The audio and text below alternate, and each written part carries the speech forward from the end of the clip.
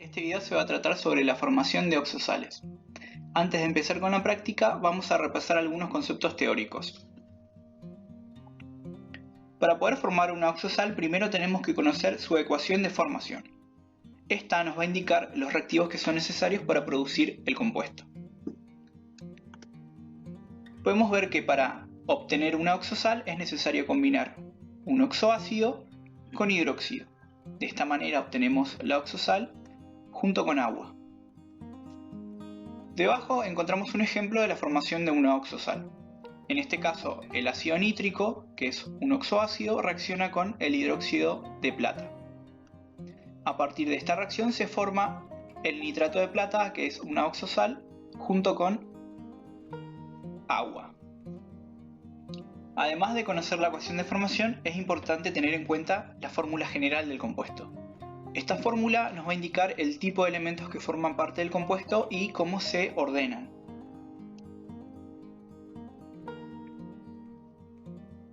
Podemos ver que en una oxosal siempre vamos a tener tres elementos diferentes. Primero un metal, luego un no metal y por último oxígeno. La diferencia entre las oxosales y las hidrosales es que las oxosales presentan oxígeno y las hidrosales no. Esto hace que las oxosales sean ternarias y las hidrosales sean binarias. En este caso podemos ver que el metal puede tener un subíndice que vemos que está representado con la letra N minúscula y ese subíndice va a estar dado por la carga del anión. El anión estaría representado por el no metal y los oxígenos que tenga la fórmula. Y su carga va a estar dada por la suma de sus números de oxidación. Vemos que el oxígeno tiene también un subíndice que está representado con la letra A. Este subíndice va a ir cambiando dependiendo del ácido que reaccionó para que se forme la sal. Fuera del paréntesis, donde vemos que está el no metal y el oxígeno, también hay un subíndice. Ese subíndice va a estar dado por la carga del catión. El catión es el metal. Y esa carga va a coincidir también con el número de oxidación que tiene el metal. En este caso podemos ver el ejemplo de la fórmula de una sal, que es el sulfito de aluminio, donde tenemos en primer lugar al metal, que es el aluminio, en segundo lugar al no metal, que es el azufre, y luego al oxígeno. El subíndice 2 que tiene el aluminio está dado por la carga del anión. El anión decíamos que era el no metal junto con los oxígenos. La suma de sus números de oxidación nos va a dar -2. El subíndice 3 que está fuera del paréntesis va a estar dado por la carga del catión. El catión era el metal. Y a su vez esa carga coincide con el número de oxidación del elemento, que es +3. Por último, vamos a ver las normas de nomenclatura tradicional para las oxosales. En las oxosales, como en los demás compuestos, vamos a ver que el nombre está formado por dos partes. La primera parte es el nombre genérico, que veíamos que en la mayoría de los casos nos indicaba el tipo de compuesto que teníamos, pero en este caso no. Ese nombre genérico va a estar dado por el ácido que reaccionó para que se forme la sal. Vamos a tomar de referencia el nombre del ácido, pero vamos a cambiar su sufijo. En este caso tenemos dos posibilidades. Cuando el elemento usa su menor número de oxidación, se utiliza el sufijo oso, ¿sí?, en el ácido. Sin embargo, en la sal lo que vamos a hacer es reemplazar ese sufijo oso por el sufijo ito. Es decir, que de oso vamos a pasar a ito. Mientras que si el elemento usa su mayor número de oxidación, en el ácido usábamos el sufijo ico. Pero en la sal vamos a utilizar el sufijo ato, es decir, vamos a reemplazar ico por ato. Una regla memotécnica que habrán escuchado es oso chiquito, pico de pato, para recordar cómo es el cambio de los sufijos. En este ejemplo vemos el caso del ácido nítrico. ¿Sí? Si lo usamos para formar una sal, pasaría de nítrico a nitrato, es decir que de ico vamos a pasar a ato. El segundo nombre o nombre específico en este caso va a estar dado por el nombre del hidróxido, de la base, y lo vamos a mantener tal como aparece en el hidróxido. Por ejemplo, si tenemos el hidróxido cuproso y lo queremos utilizar para formar una sal, el segundo nombre de la sal que se forme va a ser también cuproso. Lo vamos a mantener tal cual como aparece en la base. Por último, vamos a ver un ejemplo en el cual combinamos este primer ácido con esta base y vemos cómo se llamaría la sal que formen. Si tenemos ácido nítrico e hidróxido cuproso, vamos a formar nitrato cuproso. De nítrico vamos a pasar a nitrato en el primer nombre, es decir, de ico a ato, y en el segundo nombre vamos a mantener el nombre de la base, es decir, de cuproso pasamos también a cuproso. El nombre completo de la sal sería nitrato cuproso. El primer nombre cambia de ico a ato y el segundo se mantiene tal como aparecía en la base. Ahora que repasamos estos conceptos básicos, vamos a pasar a la práctica. Vamos a utilizar esta consigna para trabajar en el desarrollo de la práctica, la cual dice plantear la ecuación química del sulfato cúprico y perclorato plumboso. Entonces tenemos dos compuestos y hay que plantear la ecuación química para ambos. Para poder empezar con el planteo de la ecuación, primero tenemos que centrarnos en el nombre para analizarlo y saber el tipo de compuesto que tenemos. En este caso vamos a empezar con el sulfato cúprico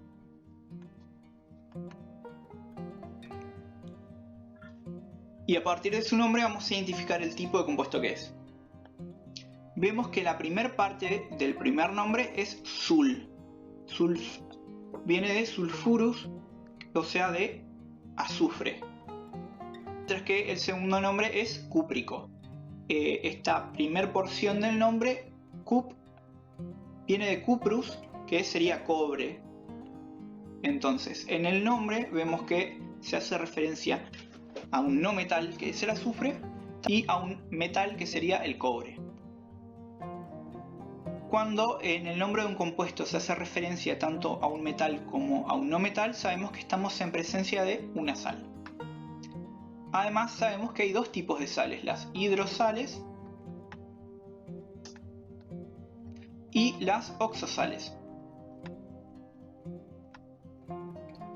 Para poder diferenciar las hidrosales de las oxosales, vamos de nuevo al primer nombre del compuesto y nos vamos a fijar en el sufijo que tiene ese primer nombre. En este caso el sufijo es ato. Cuando el primer nombre termina en ato o en ito, sabemos que es una oxosal. De lo contrario, si el primer nombre termina en uro, sabemos que es una hidrosal. Como termina en ato, en este caso sabemos que el sulfato cúprico es una oxosal. Para formar una oxosal sabemos que se necesita de un ácido, un oxoácido. En este caso el nombre del ácido sería sulfúrico. Recuerden que de ico pasábamos a ato y de oso pasábamos a ito. En este caso, como es sulfato, pasamos a sulfúrico. Vamos a ver que cambia un poquito el nombre. En este caso se agrega una U y una R. Sería sulfúrico, no sulfico, como uno esperaría, ¿no? Pero bueno, este sería el nombre correcto del ácido. Por la parte de la base, sabemos que necesitaríamos el hidróxido cúprico. Como vimos anteriormente, en el segundo nombre se mantiene el nombre de la base. Ahora que sé los reactivos que necesito, voy a pasar a formarlos. Voy a cálculos auxiliares y voy a formar primero el ácido sulfúrico. Bien, para formar un oxoácido tengo que recordar que primero necesito formar el anhídrido y a ese anhídrido agregarle agua. En este caso voy a formar directamente el anhídrido. Para eso escribo el símbolo del no metal seguido del símbolo del oxígeno. Ahora voy a la tabla periódica y busco los números de oxidación de cada uno. Vamos a ver que si buscamos los números de oxidación del azufre, encontraremos el 4 y el 6. Más 4 más 6.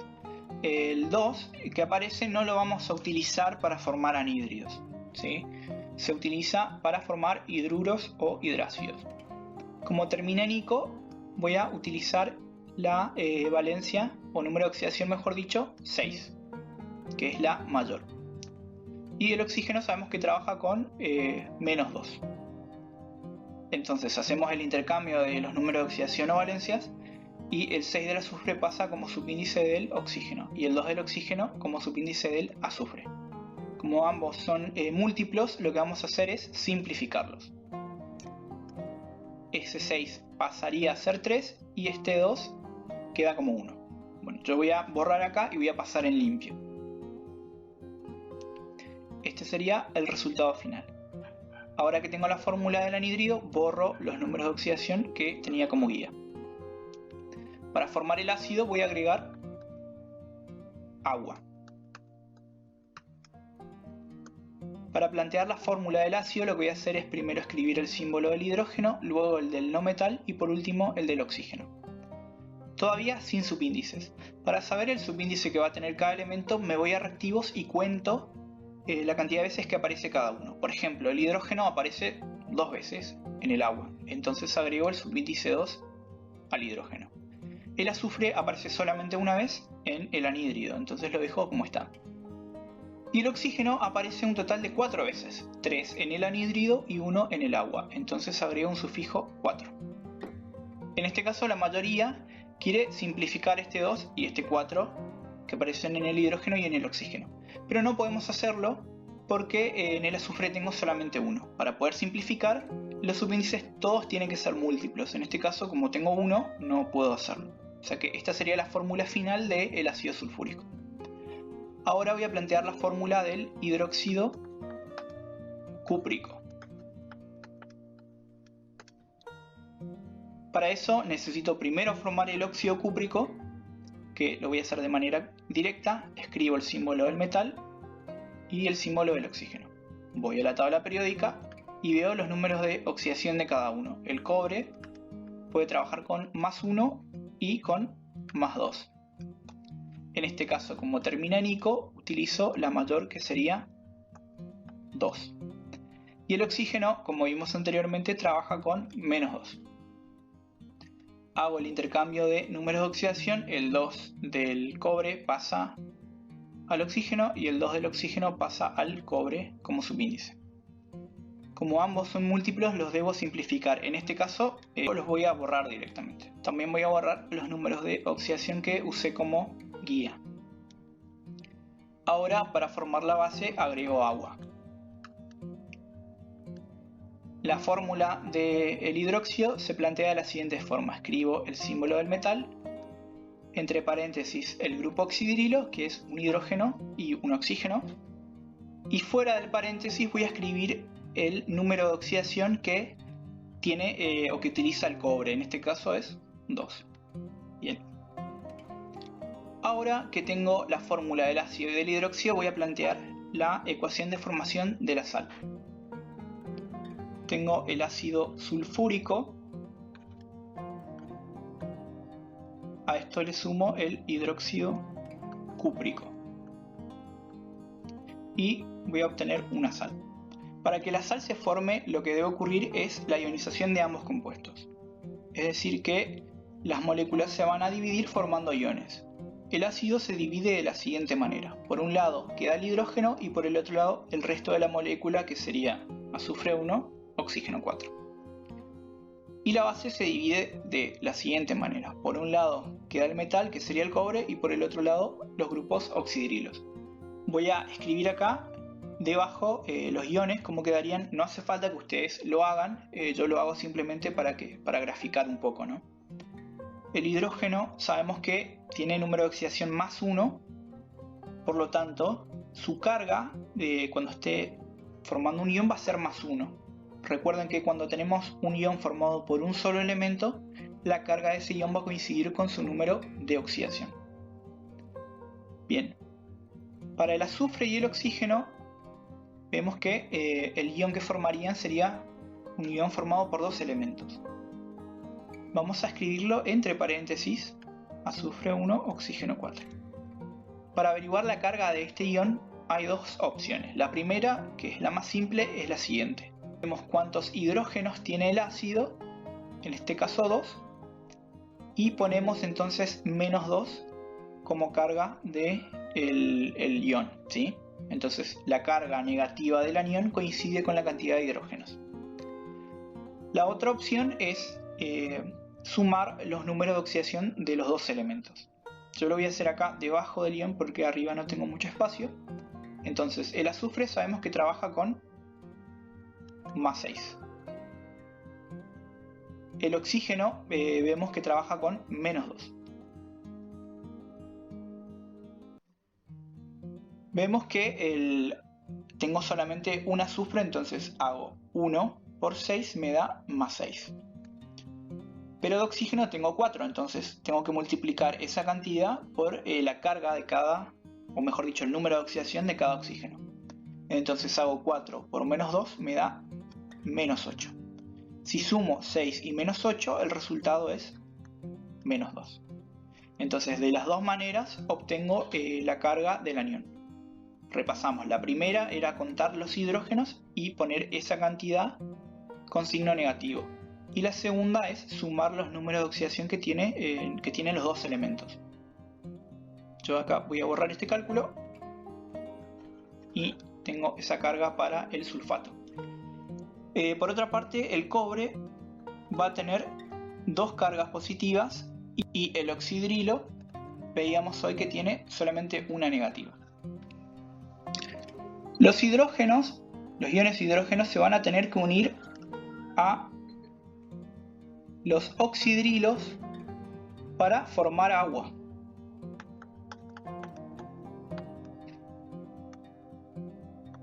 Por otra parte, el azufre y el oxígeno, que se llama ion sulfato, se va a tener que unir al cobre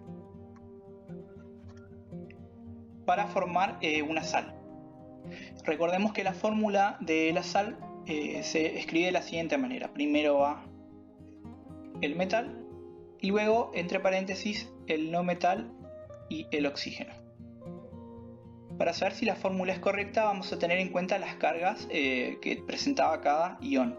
El catión, que era el cobre, tenía carga más 2 y el anión, que era el azufre y el oxígeno, o sea todo esto, tenía carga menos 2.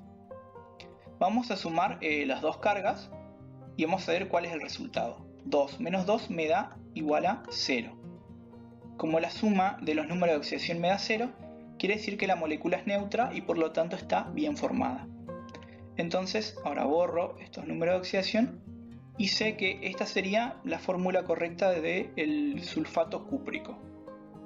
Voy a borrar estos iones que escribí acá para que quede más prolija la ecuación y estas divisiones. Ahora que tengo la ecuación planteada, tengo que verificar si está balanceada o no. Eso hago lo siguiente. Voy a verificar la cantidad que hay de cada elemento en reactivos y en productos. De hidrógeno tengo 2 más 2, 4 en reactivos y tengo solamente 2 en productos. De azufre tengo 1 en reactivos y también tengo 1 en productos. De cobre tengo 1 en reactivos y también tengo 1 en productos. Y de oxígeno tengo 4 más 2, 6 en reactivos y en productos tengo 4 más 1, 5. Como el hidrógeno y el oxígeno no se encuentran balanceados, puedo decir que la ecuación total está desbalanceada. Para balancear la ecuación hago lo siguiente. Voy a tratar de que coincidan los hidrógenos del ácido con los oxidrilos de la base. Y a partir de eso veo qué cantidad de agua se forma. Tengo 2 hidrógenos en el ácido y 2 oxidrilos en la base. Coinciden. Entonces, si tengo 2 hidrógenos y 2 oxidrilos, se deberían formar 2 moléculas de agua. En este caso tengo solo una, por lo tanto voy a agregar el coeficiente 2. Con este simple agregado del 2 en el agua, debería quedar balanceada la ecuación. Vamos a ver si esto se cumple o no. Empezamos de vuelta a hacer el conteo. En hidrógeno tengo 2 en el ácido más 2 de la base, son 4. Y en productos tengo 2 por 2, 4 también en productos. O sea que ahora sí coincide. De cobre tengo 1 en reactivos y 1 en productos. Y por último, de oxígeno tengo 4 más 2, 6 en reactivos. Y tengo 4 más 2, 6 también en productos. O sea que ahora sí coincide y la ecuación está balanceada. Bueno, antes de empezar con el último compuesto, voy a borrar esto que escribí y voy a pasar en limpio la ecuación balanceada en la parte superior de la pantalla.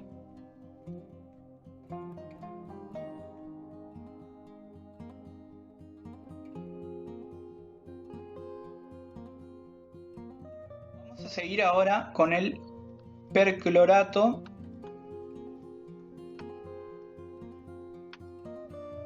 plumboso.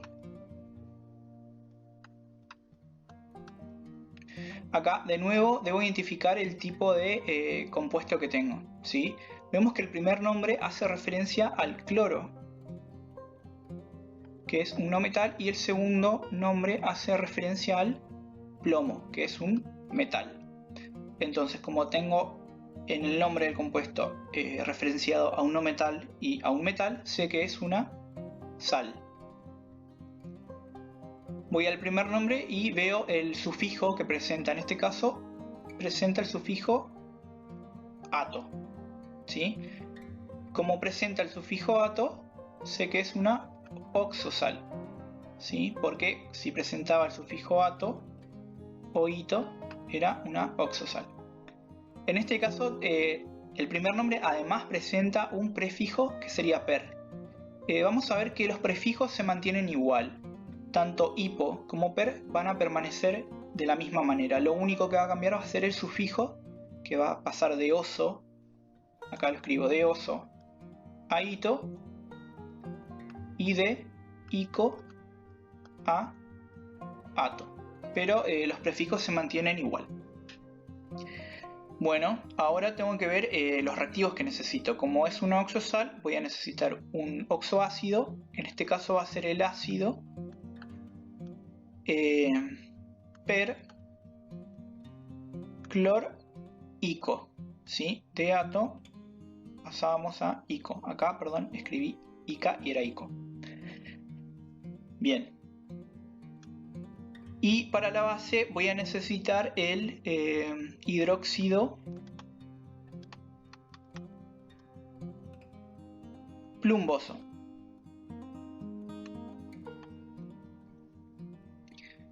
Porque se acuerdan que el nombre de la base se mantiene igual en la sal. Ahora en cálculos auxiliares voy a hacer el planteo de ambos compuestos.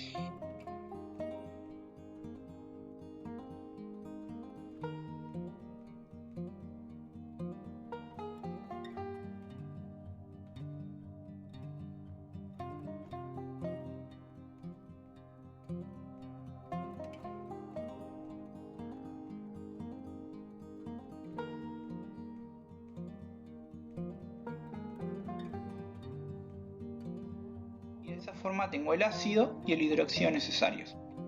Tengo el ácido perclórico más el hidróxido plumboso. Recordemos que el ácido se va a ionizar, por un lado el hidrógeno, por el otro lado el cloro y los oxígenos. y que la base también se ioniza, dejando por un lado el plomo y por el otro lado los grupos oxidrilos. ¿Qué pasaba con los hidrógenos del ácido y los oxidrilos de la base? Formaban agua. Entonces el plomo de la base se va a tener que unir a el anión que me deja el ácido. Ese anión va a estar formado por cloro y los 4 oxígenos. Y lo voy a copiar tal cual como aparece acá, pero sin el hidrógeno. Para ver si esta es la fórmula correcta de la sal, voy a hacer lo siguiente. Me voy a fijar en la carga que tendría cada ion. El plomo, que es el metal, sería el catión y va a tener 2 cargas positivas. ¿Por qué? Porque la carga de un ion que tiene solo un elemento coincide con su número de oxidación. Bien, y en este caso, para saber la carga de todo el anión, voy a fijarme en la cantidad de hidrógenos que tenía el ácido. El ácido, antes de ionizarse, tenía solamente un hidrógeno. Por lo tanto, todo este anión va a tener solamente una carga negativa. ¿Sí? Bueno, ahora si sumo estos dos números de oxidación, veo que el resultado no me da 0, me da más 1. Esto quiere decir que esta fórmula todavía no está completa. Bueno, acá voy a borrar esto. Para poder completar voy a hacer lo siguiente. El 2 del plomo va a pasar como subíndice del perclorato, ¿sí? El cloro y los oxígenos. Y el 1 del perclorato va a pasar como subíndice del plomo. Como es 1 no lo voy a escribir. Bueno, ahora verifico si es correcta la fórmula o no. Multiplico el subíndice del plomo, que es 1, por el número de oxidación, que es más 2. 1 por más 2 me da más 2. Ahora multiplico el subíndice del perclorato por la carga que tiene, ¿sí? En este caso sería 2 por menos 1 me va a dar menos 2. 2 menos 2 me da como resultado 0. Eso quiere decir que esta sería la fórmula correcta. Bueno, ahora voy a borrar esto para pasar un poco en limpio. También borro estas divisiones. Y lo último que me queda es ver si la ecuación está balanceada o no.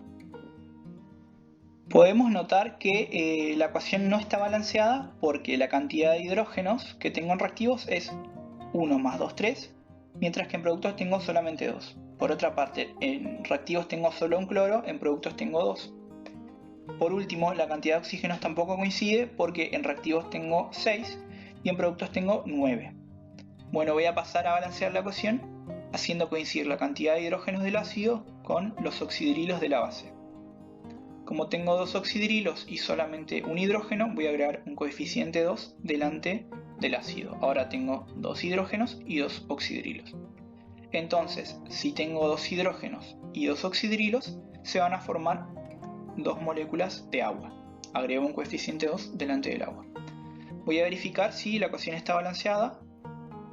Entonces tengo el hidrógeno, en reactivos hay 2 más 2, 4. Y en productos tengo también 4 que están en el agua.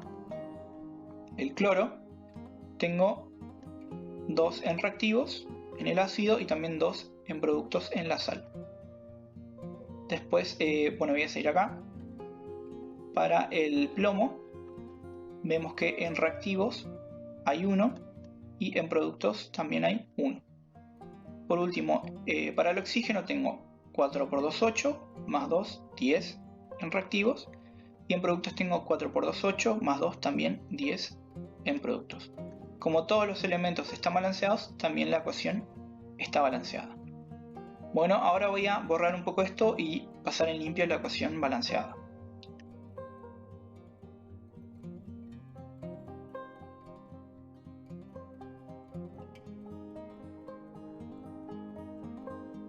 Ahora, habiendo planteado las dos ecuaciones, doy por finalizado el video. Espero que les haya sido útil.